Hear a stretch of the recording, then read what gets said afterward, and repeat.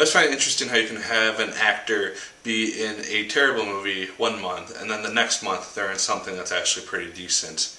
Kate Mara, figure out your acting choices, please.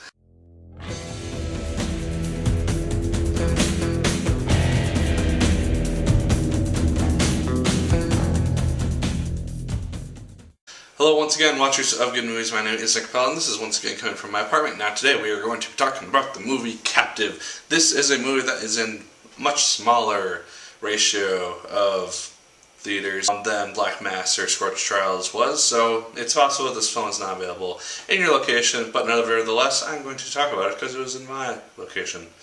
So yeah, as I mentioned, Kate Mara is the main lead in this film. She plays a woman who is a recovering meth addict, and she is kind of failing at the recovery part. She is very addicted to meth, and because of it, she is separated from her daughter, who is the cutest little kid in the world, by the way. And their relationship, I really did enjoy. Kate Mara did a really good job in this role, both when we see her just kind of struggling with meth, because she does still have it with her on her person, and there are scenes where you just see her just reading her face. She doesn't even speak or anything. You just see the struggle going on with her, just deciding if she's going to give in or not.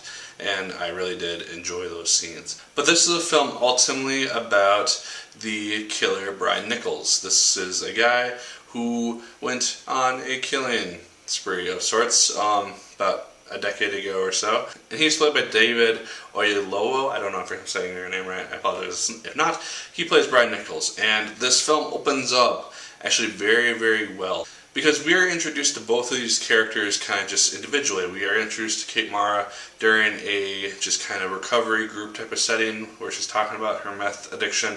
And we also see Brian Nichols just breaking out of prison and basically going on the run and killing people.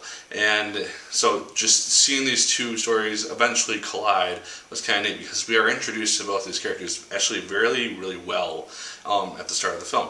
Once they do meet up eventually though, the film does kind of slow down just a little bit of a tad, and there isn't a ton of tension in regards to what will happen. I don't know the story of Brian Nichols just offhand before seeing this film, so I didn't really know ultimately what was going to happen, but I didn't really fear for anyone's safety really all that much. So because the movie does slow down just a tad somewhere in the middle, it doesn't really affect it that much. I didn't really get bothered too much by it, but it is a thing that is there. This film is also kind of being talked about as a faith film. We've had two faith films come out in the last 2 weeks. We had War Room and we had 90 Minutes in Heaven. Neither of which I see. I'm not a religious person. I don't care about them. So I was a little bit worried when I was going to this film. I mainly saw it because of Kate Mara, House of Cards. Really enjoy her as an actress, so went and saw this film.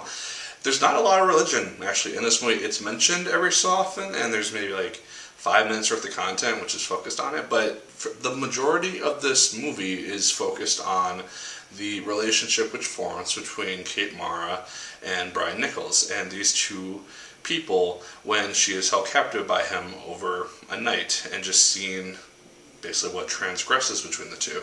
And that is what this film's about. It's about his story when he's out, kind of humanizing him, telling his backstory, and things that he's arguing that he did not do. And she's just trying to survive, basically. She is trying to appease him and ultimately trying to see her daughter again, and that is her ultimate goal. And I actually did find myself enjoying the film. Again, this is a biopic. Just like Whitey Bulger, I have no idea the backstory behind this person before going into it, so I really did enjoy seeing this film. I don't know if anything was really fictionalized or made up or taken out for the sake of the movie. I saw it as a movie, and I actually did enjoy it. The ending, again, does what I really enjoy biopics doing. It tells us what happened to these people after the events of the film.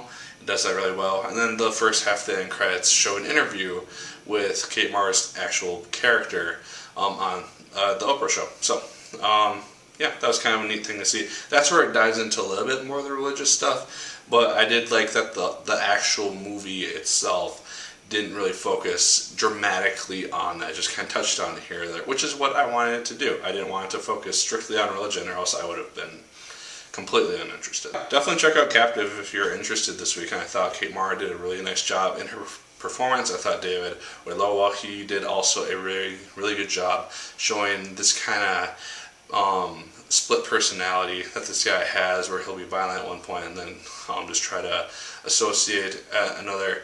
I did feel like the situation kind of drastically downsized about an hour into the film, so that did seem a little bit strange to me, just how the situation just didn't continue to escalate. It just kind of died down a little bit towards the end. But those are just my thoughts. Let me know yours in the comments down below. Did you like the film as much as I did? Did you hate it more than I did? Let me know. Like, favorite, comment, and subscribe. Once again, if you choose, I appreciate it immensely. This is the second film of 3 that I'm going to be reviewing today. One more coming up, that's Everest, so get ready for that sometime tonight. So, as always, my people, my name is Nick Pell, and once again, keep on watching.